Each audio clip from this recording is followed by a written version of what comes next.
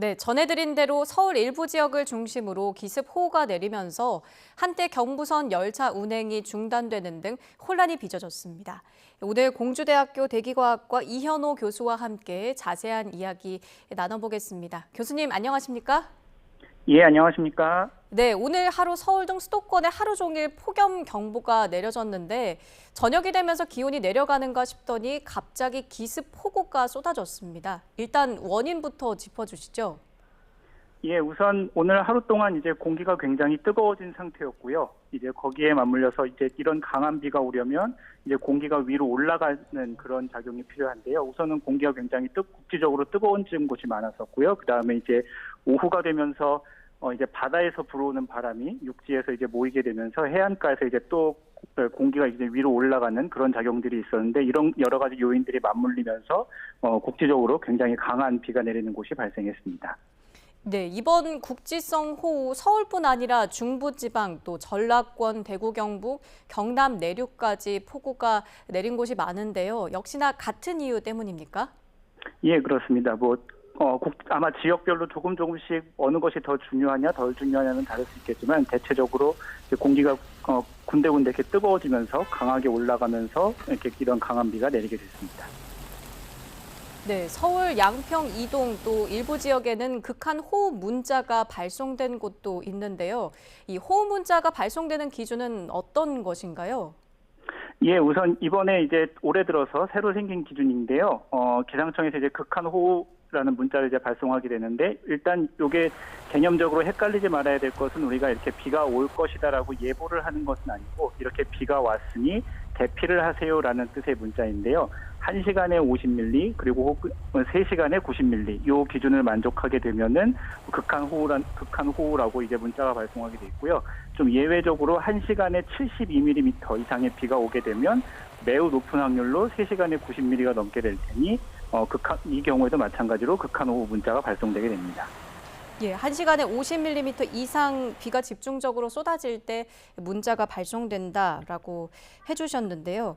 여름철에 소나기가 내리는 것은 흔한 일인데 이렇게 집중호우가 오는 것은 흔치 않은 일인 것 같습니다. 기상이변 혹은 지구온난화 때문이라고 봐도 되는 걸까요?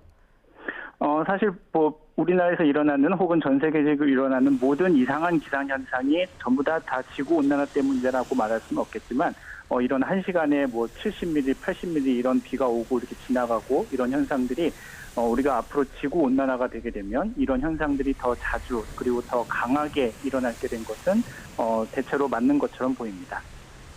네, 이렇게 기습적인 폭우가 내렸을 때 특히나 우려되는 것이 도심 지역에서는 기습적인 호우를 처리할 수 있는 한계를 넘어서면서 침수 등의 피해로 이어질 수 있는데 대비 요령을 한번 전해주시죠.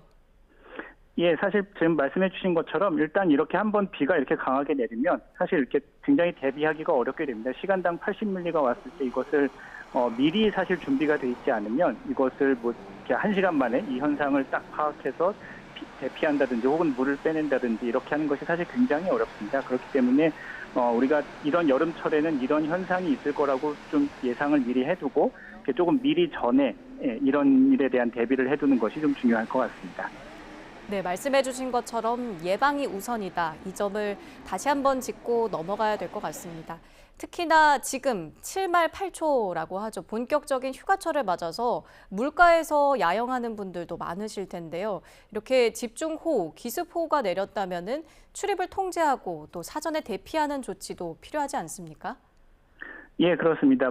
말씀해 주신 것처럼 이제 사실 비가 오게 되면은 매우 빠르게 물이 불어나기 때문에 우리가 이렇게 사실 몇 시간 전에 비가 80mm 올 것이다라고 이렇게 예보하는 것은 사실 쉽지 않은데요. 일단 매우 근접하게 되면은 우리가 그래도 어느 정도 비가 많이 올 거라고 우리가 예상할 수 있기 때문에 그런 것도 좀 면밀하게 파악을 해서 미리 이렇게 몇 시간 안 남았더라도 빨리빨리 이렇게 좀 대책을 세워주는 그리고 그것에 민감하게 반응하는 그러한 것이 좀 필요하다고 생각합니다. 네, 이미 앞선 집중호우로 비 피해가 컸던 지역들도 많은데요. 추가 피해가 우려되는 상황이죠? 예, 그렇습니다. 이미 장마철에 지역에 따라 다르겠지만 500mm 이상 혹은 뭐 많은 곳은 1000mm 가까이 비가 내린 곳이 있고요. 이런 곳은 이미 사실 지반이 많이 약해져 있기 때문에 이렇게 1시간 정도 비가 내린 곳에서도 충분히 좀 피해가 있을 수 있는 그런 상황입니다. 예. 올해 장마가 역대 세 번째 강수량을 기록하고 마무리가 됐습니다. 장마는 끝났지만 오늘처럼 이런 식의 기습호우 계속될 거라고 전망하십니까? 예, 그렇습니다. 실제로 우리나라 보통의 장마철 날씨를 봐도 보통 이렇게 빠른 곳은 이제 6월 하순 정도부터 시작을 하게 될 텐데 6월 하순부터 이제 7월 하순 정도까지 이어지는 1차 장마 시기가 있고요. 잠시 이렇게 좀 더운 시기가 있었다가 보통 이제 8월 달 정도에 가면은 한 번 더 비가 많이 오는 시기가 항상 있어 왔거든요. 그렇기 때문에 이렇게 짧은 시간에 내리는 이런 비가 앞으로도 계속 사실 이어질 가능성이 매우 높습니다. 예, 앞으로도 기습호우가 잦을 것이다라고 전망을 해주셨고요. 이에 따라서 대비도 철저히 해야겠습니다.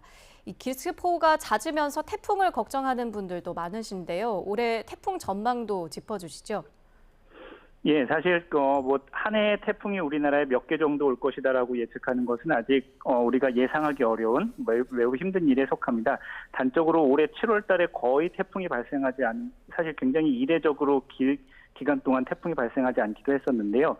그래서 올해 태풍이 어떻게 될 것이다라고 예측하기는 어렵지만 올해 이제 사람들이 말하기를 이제 엘니뇨의 해다라고 이제 이야기를 하는데 항상 그런 것은 아니지만 엘니뇨가 발생을 하게 되면 우리나라에 접근하는 태풍이 평소보다 조금 더 강해지는 경향이 있습니다. 그래서 올해 다른 해에 비해서 올해 좀 이렇게 태풍에 대한 대비도 아직 우리나라에 영향을 미친 태풍은 없으니까 오기 전에 좀 미리미리 대비를 해두는 게 중요할 것 같습니다.